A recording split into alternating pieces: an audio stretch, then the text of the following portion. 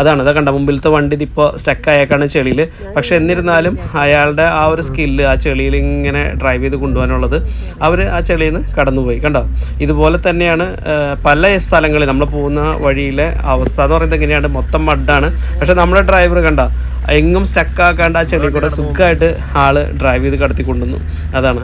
ഇനി നമുക്ക് തുടർന്ന് കാണാം ഈ പോകുന്ന വഴിയിലുള്ള ചെളിയിലൂടെയൊക്കെ ഉള്ള ഡ്രൈവിങ്.